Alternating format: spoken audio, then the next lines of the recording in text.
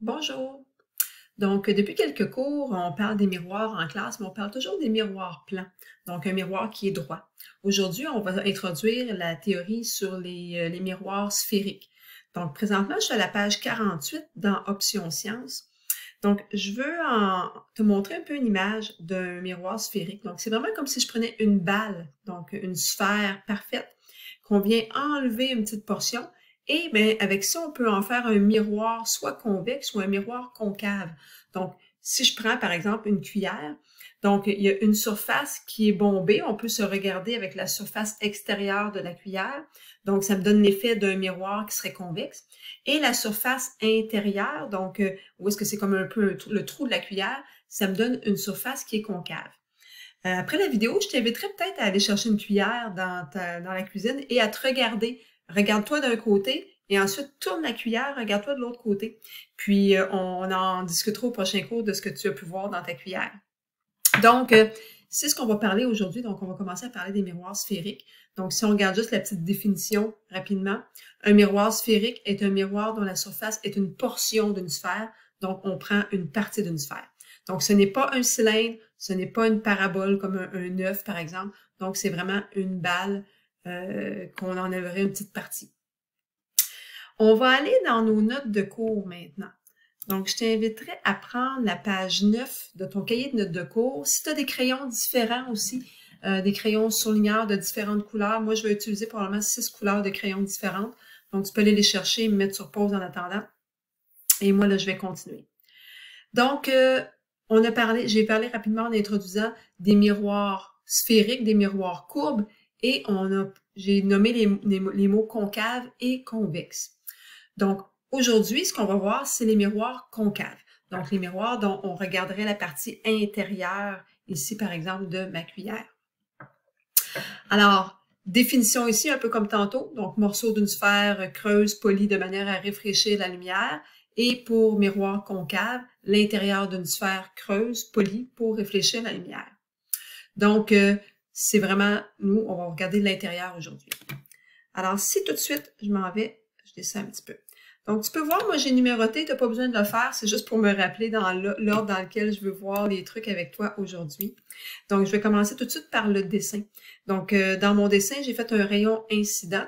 Et si on voulait tracer le rayon réfléchi, on a vu qu'habituellement, on va tracer un angle par rapport à la normale. Hein? On a vu que l'angle incident est égal à l'angle réfléchi. Et pour tracer ma normale, je dois la faire perpendiculaire à mon miroir.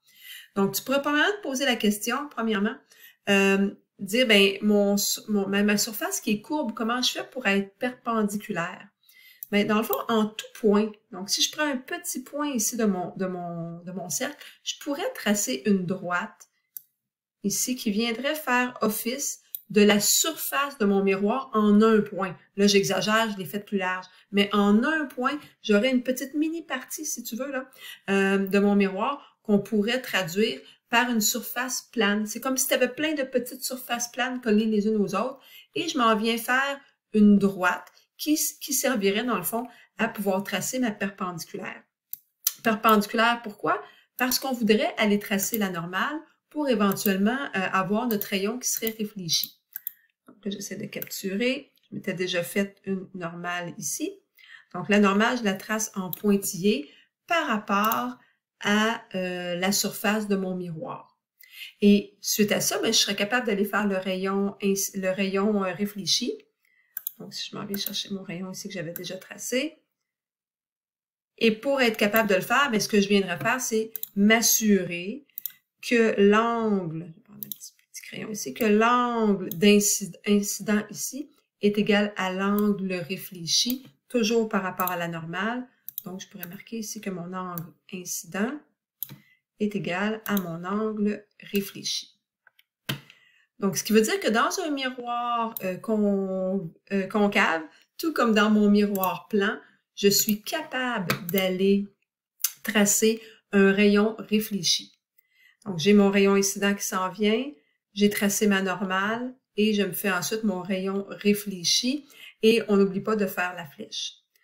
Tout le temps en s'assurant, là, avec ton rapporteur d'angle, moi j'avais déjà fait mes mesures d'avance, mais avec ton rapporteur d'angle, tu t'assures que l'angle incident qui est ici par rapport à ta normale est égal à l'angle réfléchi. Et la normale, je la trace pas n'importe où, je la trace perpendiculaire à la surface en un point de mon cercle. Ça m'amène aussi à réfléchir et à m'apercevoir que ma normale, elle passe pas n'importe où. La normale, elle va passer par le centre de courbure de mon miroir. Donc, le miroir, normalement, ce serait seulement la surface qui est pleine ici, mais je pourrais continuer en pointillé, puis c'est ce qu'on a fait, pour donner l'aspect du cercle, l'aspect de la sphère. Et à ce moment-là, le centre de courbure se trouve à être le centre de mon cercle. Mais on va voir que toutes les normales vont toujours passer par le centre. Ça, je vais te faire une petite démonstration tantôt pour ça.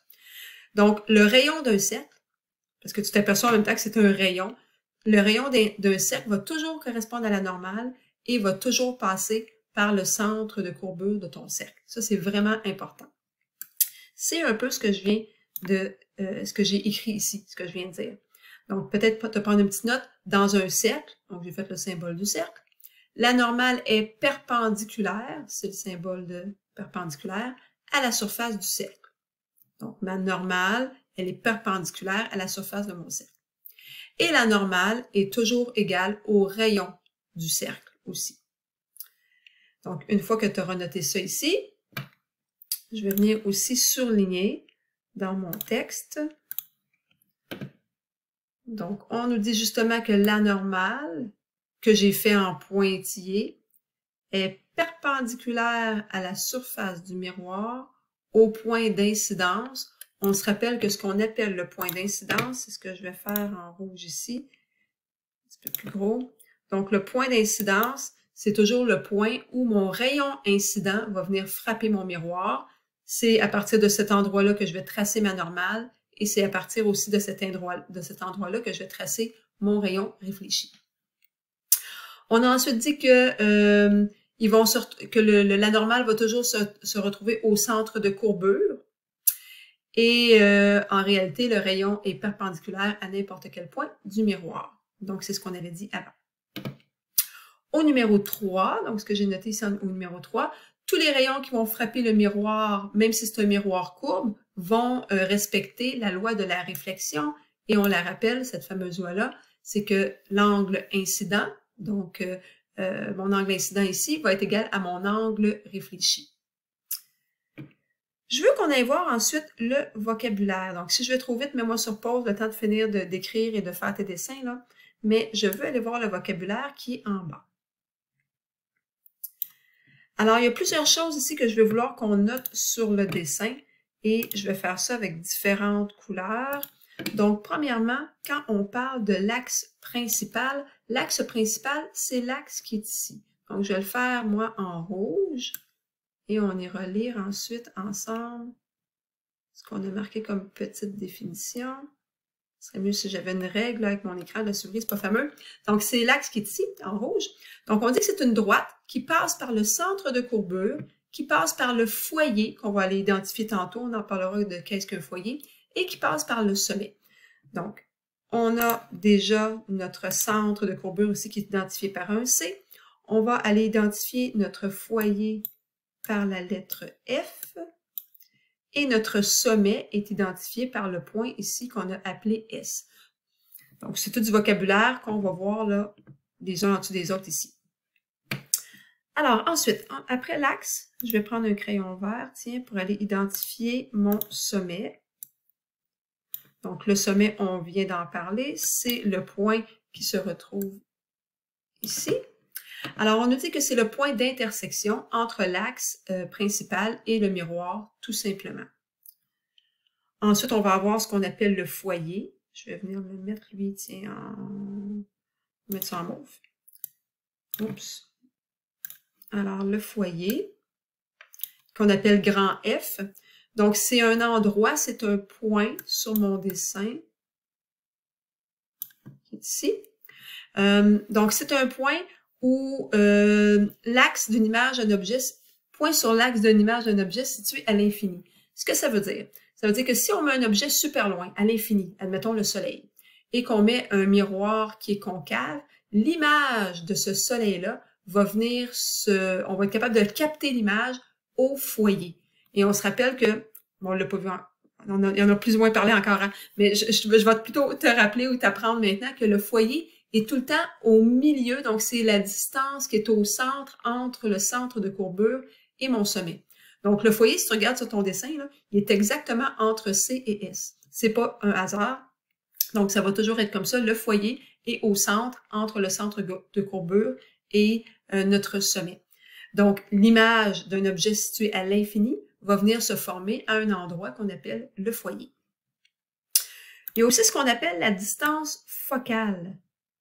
Distance focale qui est en lien avec le foyer. On dit que c'est la distance entre le foyer et le sommet. Donc, la distance focale, je pourrais aller l'identifier ici. Je ne sais pas si ça va bien paraître. Je prends un crayon comme ça en jaune. Donc, entre le foyer et le sommet, cette distance-là, je la nomme petit f. Donc, petit f, c'est une distance, c'est la distance focale, distance entre le foyer et mon miroir. Ensuite, on a le centre de courbure. On en a parlé, mais on ne l'avait pas encore identifié sur notre dessin. Je vais me prendre un crayon orange. Centre de courbure. Comme ça ici. Et je vais l'identifier. Donc, mon centre de courbure se retrouve ici. Donc, on en a parlé tout à l'heure. C'est le centre de mon cercle et c'est aussi l'endroit où la normale, toutes les normales d'un cercle vont venir se rejoindre. Et finalement, le rayon de courbure, j'ai plus grand couleur qui me reste. Je vais prendre le bleu, même si je ne voulais pas l'utiliser. Alors, le rayon de courbure, qu'on appelle grand R, qui est la distance entre le centre de courbure et le sommet, donc entre le centre de courbure et mon miroir. Donc, la distance à partir... Crayon un petit peu plus gros. Donc, la distance à partir d'ici, admettons, là, je me fais un petit pointillé, là. C'est cette distance-là jusqu'au sommet qui est ici, qu'on appelle à ce moment-là grand R pour rayon de courbure. Donc, il y a deux distances qui vont nous intéresser principalement dans nos miroirs, là. Distance entre le foyer et le miroir et distance entre le centre de courbure et le miroir. Et ces distances-là, on leur a donné des noms, des lettres aussi pour les identifier. Un qu'on appelle petit f et l'autre qu'on appelle grand R. Si on remonte un petit peu en haut, mon numéro 5, c'était justement en lien avec le rayon de courbure. Donc, on dit que le rayon de courbure est le double de la distance focale. Donc, R est égal à 2F. Donc, comme je disais tantôt, cette distance-là est la moitié de ma grande distance. Donc, ça termine notre page que je voulais voir avec vous autres aujourd'hui. Maintenant, juste vous démontrer par une image les propriétés de mon cercle.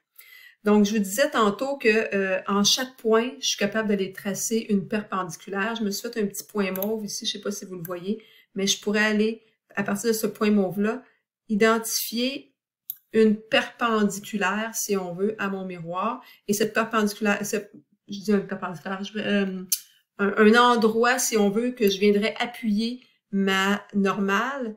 Donc, si je m'en viens faire la perpendiculaire, justement, à mon plan du miroir, eh bien, je verrai que ma normale, elle passe effectivement par le centre.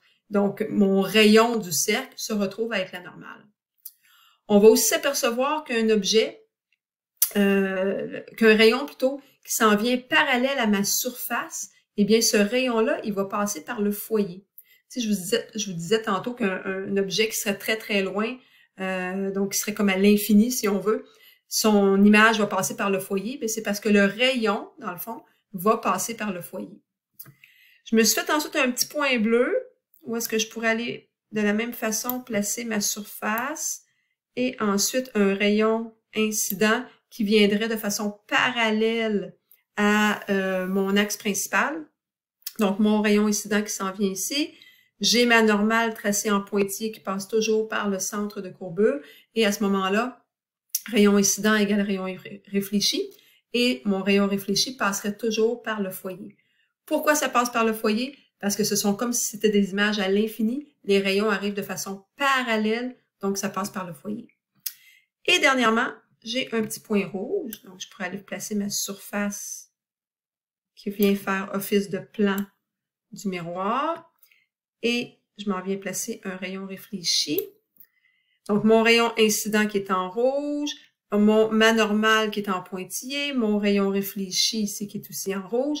Et on voit que mes 3 rayons réfléchis passent effectivement par le foyer, que mes 3 normales passent par le centre de courbure. Donc, on vous disait tantôt, la normale est toujours un rayon du cercle. On le voit avec les pointillés ici. Et mon rayon réfléchi, parce qu'il vient parallèle au miroir, va passer par le foyer. Tu vois, tout à l'heure, dans l'image qu'on avait, mon rayon réfléchi, ici, mon rayon bleu, là, ne passait pas par le foyer. Pourquoi? Parce que mon rayon incident n'était pas parallèle à ma surface, à mon axe principal ici. Donc, mon rayon incident n'étant pas parallèle à la ligne rouge que j'ai fait, mais à ce moment-là, le rayon réfléchi ne passe pas par le foyer. Mais quand mes rayons sont parallèles à l'axe, ils vont toujours passer par le foyer. Donc, au prochain cours, on continuera, puis on va faire plusieurs tracés de tout ça. Donc, ce serait bon si tu pouvais avoir là, plusieurs crayons de couleur, dont un crayon de couleur orange, un crayon vert, un crayon bleu, un crayon rouge. C'est les 4 couleurs qu'on va utiliser pour tracer nos rayons au prochain cours. À bientôt!